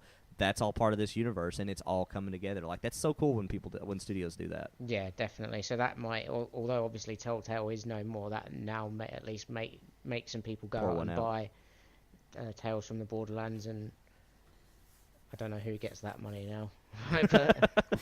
Randy Pitchford, mother effort. Right? That's exactly who's getting for the money. magic tricks. and whatever other subscriptions he might have. Anyways. But yes, looks brilliant. I'm very much looking forward to it. Yeah, I was. The trailer lived up to the hype. I was excited for Borderlands 3, and then I saw the trailer, and I'm like, I am really excited for Borderlands 3. So, actually, Risky or Chuckle, is there anything else you want to add about that as far as, like, kind of your impressions? I'm just pumped for the billions of guns. Like ones with legs. Literal Guns with billions. legs. Oh my gosh, that was so great when that happened. I'm just like, are you kidding me? Like, and of course it looks so Borderlands like. The saxophone dude, I was just like, they get their sense of humor so well, and I just can't wait. And Claptrap's back, which of course. Oh, Claptrap's back, just so good. Last bit of news, we actually might have a release date on this, even though I'm pretty sure Take-Two didn't intend for this to happen, but the official Borderlands 3 account went out and said, pre-order Borderlands 3 coming September 13th to get these pre-order bonuses, which immediately got deleted 2 minutes later. And has not been on since, and has not been commented by the company since. And this was Did you yesterday. also see that they deleted a tweet about it being on the Epic Game Store? I did see that as well, yes, an Epic Game Store exclusive. So that's still happening. Huh, Epic. When will they stop buying games? When they run out of money, and Never. that's never going to happen as long as Fortnite exists. That is just a cash cow of just inject the money in my veins. Wow. Yeah, so September 13th. That maybe a little earlier than I was even expecting, actually. But I'm excited. The earlier the better. Can't wait. Quick hits. Moving on. We were talking about Division 2 earlier, and we were kind of speculated last week about when we were hoping the new World Tier 5 and the Tidal Basin and other things were going to be released. We got a date, and that date is actually in a couple of days. It's the end of the week. Yeah, April 5th. This is cool. This is like the final. Well, not the final, because obviously they have a lot more content planned, but this is like the stage of the game where you can finally start min-maxing everything, because you're going to be at the highest gear score. Gear score will get you every time. that you can possibly be at, so you can start working on that stuff. Exciting stuff for sure. Get out your spreadsheet, boys. We'll be doing some math. Nope, get out the YouTube and just listen to some man tell you exactly what you need to build. Risky's doing life right. He knows exactly what to do. All right, moving on. Nintendo is set to launch 2 new Switch models this year via Wall Street Journal. The gist of this article basically is that they're going to have a Pro or X-like version, which is more capable on the performance side of things, and they will have a cheaper, more durable version, which they haven't went into more details about, but some people have even speculated it could be handheld only, and it might not even have detachable Joy-Cons. We don't have a lot of hard evidence about that other than we know that it is set to be a cheaper SKU and more durable, a la 2DS or something like that, I guess you could say. You guys ready to buy a new Switch already? No, I've just Frisky says no, as in, is the pre-orders up yet? This is what happens when companies stop selling. If they're like their hardware numbers don't hit where they're supposed to, that's when it's time to start thinking about putting out the next one to get all the suckers. Hey, I'm right here. Right, sales are starting to trend down. Exactly. I just imagine Risky day 2 on a podcast be like, yeah, guys, the pre-orders went up last night. I couldn't decide which one to get, so both are on their way. Somebody save me. What do you guys think about this? Do you guys think it's a little too soon? Would you be interested in a more durable, mobile-only version of the Switch, or do you like the idea of a more... They say more powerful. I still don't know what that means in terms of the Switch itself, but, what do you think about that in terms of, like, and which one appeals to you more if you had to pick one? For having a Switch for only about 4 months, it's too soon for me. But for you early adopters, I suppose it's got to be right, hasn't it? How long's the Switch been out now? 2 years? To be fair, Nintendo do knock out consoles quite quickly in terms of changing it. You've had what was the... I'm trying to think now. The DS. I feel like in a space of 5 years, you had 3 different types of Nintendo DSs. Well, it's funny you bring that up, too, because Nintendo, when they came out with the new 3DS, it was more powerful and had that little nub stick. and they touted that it was more powerful, and it actually had a few games launched for it that was only available exclusive to. Yeah, so people argue that Nintendo has never really handled a more powerful SKU well in terms of their line. Not even close. Yeah, so I think I'm a little more hesitant as far as what a more powerful Switch is, and when it says more powerful, is it going to be on par with like a base Xbox One at that point? Probably not. So like, what does that even really mean? I think it's just to grab people, isn't it? Or possibly have. I think there was talk on YouTube to have native. Now let me get this right. Is it native 720? They're thinking. We're finally there, boys. 2019 native 720p. We did it, guys. Yeah. The moon is next. We're on this. We shall get there. We shall get there. Yeah. Yeah, I'll pass for now, though. Yeah, me too. I'm good. Me too. Until this battery dies in this thing. I think that'll be when I can only keep it unplugged for a half hour. That's when I'll upgrade. We'll get optimistic half hour there. Yep. I am interested to see how cheap the more durable version is, and if that takes off for the younger audience, because I'm sure there's parents out there that are like, yeah, this thing dropped and the Switch or the Joy-Con doesn't click in anymore. Dang you, Nintendo. Isn't it just an Amazon Fire? The kids version. Well, that's all it's sure going to looks be. Like it. Probably. I mean, yeah, sure. Might as well be, yeah. Anyways, moving on. Hyperlight Drifter TV series is in the works from creator... It's got to be Alex. Alex, okay. I was like, man, somebody got me good. It's Alex without the Alex E. Preston and Castlevania's Adi Shankar. They had me at the Castlevania creator, so I will absolutely watch this. What about you guys? Either of you play Hyperlight Drifter, or either of you like, sure, whatever, more cool video game adaptations? I love the way that game looked, so I think if they can keep the same art style, I'd definitely be interested. I didn't get super far into that game, but they did a very cool look to it. It sounds like it could be cool. Never played it, seen it, touched it. Question, Chocolate. If you could, okay, well, how do I need to phrase this? How excited would you be at a real life adaptation of Gunman Clive on Netflix? Unironically, how excited would you be? That's just Brokeback Mountain, isn't it? Oh, wow. Oh, here we Shade go. thrown on his own game. Dang, I don't even know what to say. No, he's bringing out a new game, actually, which I'll be purchasing shortly. All right. Does it have a 2 and begin with Gunman Clive?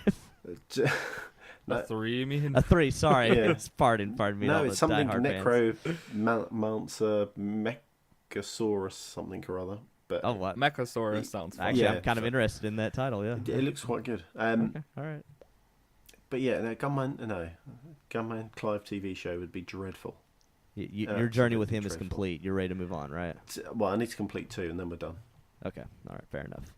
Best $3 I've ever spent. All right, stay tuned for the completion of 2, and we'll discuss a lore podcast devoted to Gunman Clive in the series. Oh, so. wow, could you imagine? Literally can't. Moving on.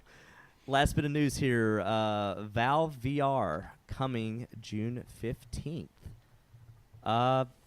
And that's literally all there is to the story. We always wondered if Valve was just going to basically lease out the development to somebody like HTC, or what they were planning on doing, if they were planning on making their own hardware. Clearly they were. It looks kind of like a mix between the two. Like I was talking to Risky before, and it kind of has the front of an HTC Vive, but like the built-in earphones of like a Facebook version Oculus. I did my best to find more information. I couldn't find much about, like, the thing I'm most interested in, and we've talked about this in Discord, is cable management with the VR. I couldn't find much talking about that. I'm assuming it means it's not completely wireless. Otherwise, they would be out there screaming that to the heavens. But I don't know. I know you were talking about diving into VR, Risky. Is this something you might give a hard look at, or?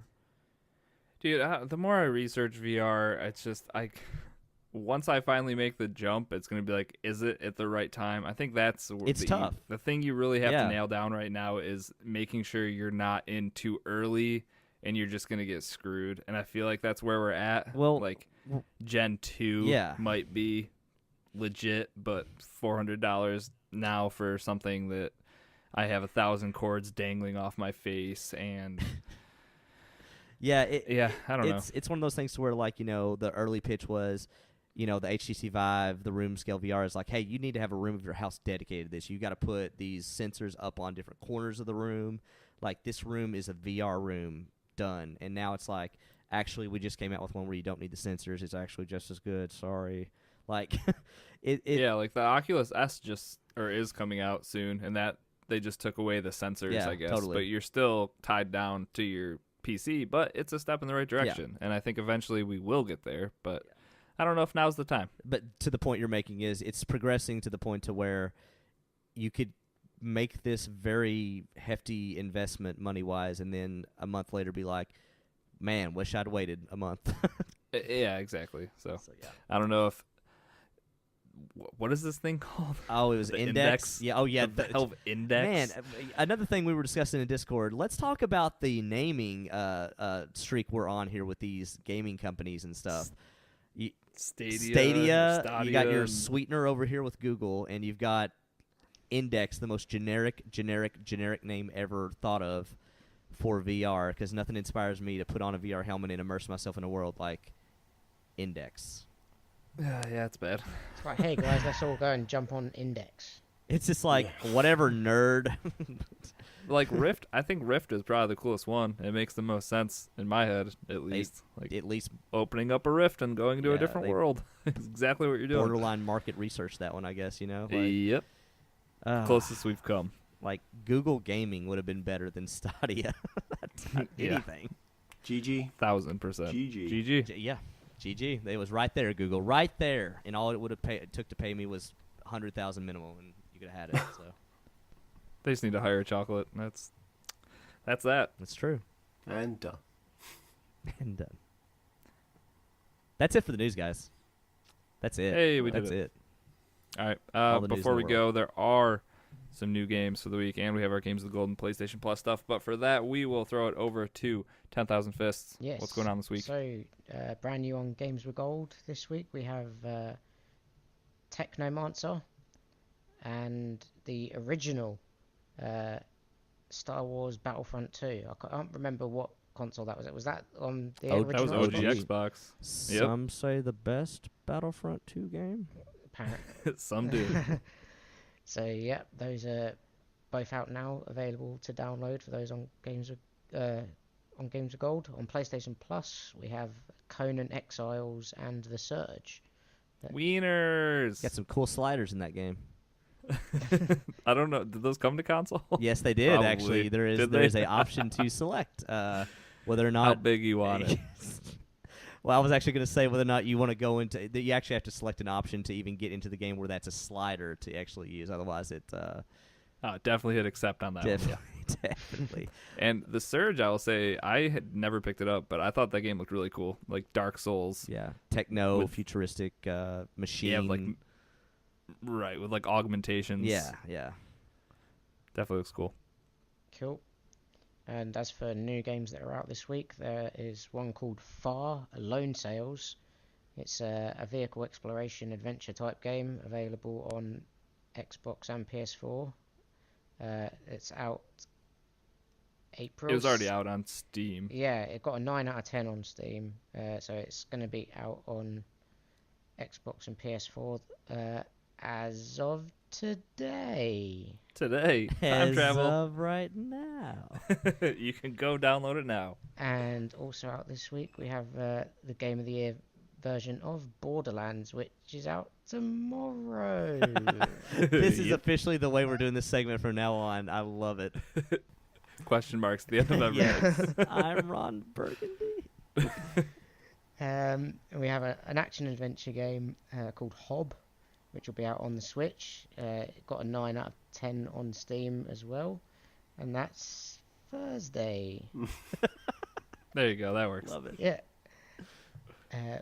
And the last game that's going to be out this week is Super Dragon Ball Heroes World Mission, out on PC and Switch. Yes. At some point this week. Anime. That's a anime card game, apparently. Anime. I'm gonna anime it alone. Oh, that was awful. Oh. Yep. Oh. And with that, I guess we can plug this show up, huh, Chocolate? Yep. Chocolate's like, You wanna please get move outta along here? as quickly as possible. Yeah, move along, people. Nothing to see. Move along. All right, if you want to join in on the conversation daily, you can head on over to Discord, where we're all hanging out all day, every day. Links to the Discord are in the show notes. If you'd like to support us with your hard-earned money, head on over to patreon.com/CAG podcast. If you'd like to keep up with what we're doing on the social media, we're on Twitter and Instagram at CAG podcast. I just posted a whole bunch of stuff from PAX East this past weekend, so head on over to the Instagram channel if you want to check that stuff out. Instagram was lit this weekend. Instagram was lit. Risky's face is on there. Oh no, how did it get there? If you need to contact us via email for any reason, we are at cagpodcast@gmail.com, and we also have a website, crossatlanticgaming.com, that has all of those things I just listed. I'm Risky the Kid. You can find me there everywhere. Find me. Yep. Yep. Yeah, Doc, how about you? I get it. Doc H1X1 everywhere. Narnia, Operencia. I'm all over the place. Just All the best look me up. places. Chocolate Chocolate Bear 80 everywhere. and 10,000 Fists. Oh, I don't want to know any of you. Leave me alone. Okay, perfect. Ooh. I'm kidding. His is too hard with all the Mine's letters and so numbers. awkwardly spelt. Leave Chocolate a message and I'll get back in contact with you if you're that desperate. I to like that. speak I'm to going to make Chocolate my go-between now for everything, too, actually. That's a How good have I idea. turned into the PA? I like this. It's perfect. And with that, thank you everyone for tuning into this week's episode of Cross Atlantic Gaming. We'll catch you guys next week for an all-new episode. Goodbye. Peace out. Bye-bye. See ya. And Fist, thanks for being on the show. Love you. Thank you. What? What? You must not have heard the name I said. I was like, Huh? what?